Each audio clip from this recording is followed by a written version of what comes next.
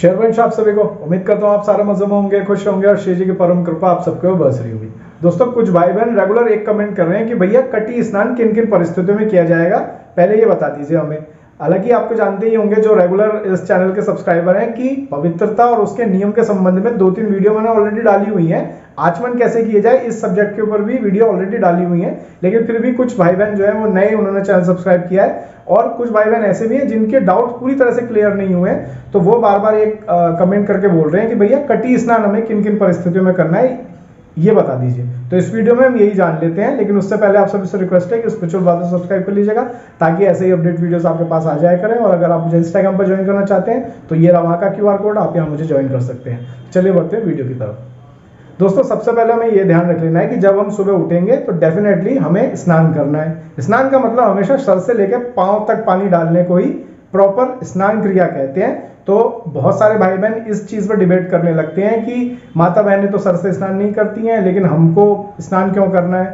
तो आपको इस बात को समझना होगा कि माता बहनों के साथ उनके लंबे बाल जो है एक बड़ी मजबूरी बन जाते हैं क्योंकि उसे सूखने में बहुत समय लगता है। ऐसी स्थिति में सभी माता बहनें हमेशा सर से स्नान नहीं करती हैं, लेकिन ये एक कंडीशन है।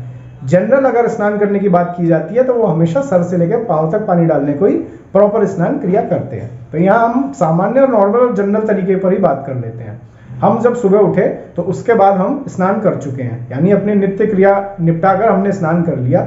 अब पूर्ण स्नान करने के बाद दिन में अगर कभी हम फिर से दोबारा से फ्रेश होने चले गए हैं तो इसके बाद हम चाहें तो कटी स्नान कर सकते हैं। कटी स्नान करके भी हम शुद्ध माने जाएंगे।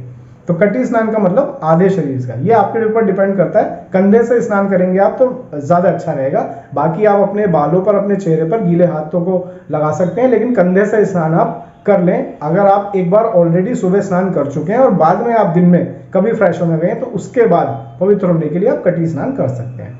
अगर आप पूरे दिन में कभी भी फ्रेश होने नहीं गए हैं लेकिन सिर्फ टॉयलेट गए हैं तो टॉयलेट की स्थिति में आचमन कर कर हम पवित्र हो लेते हैं। आचमन किस तरह से किया जाता है उसकी चैनल पर ऑलरेडी 2-3 वीडियोस पड़ी हुई हैं, आप वो देख सकते हैं।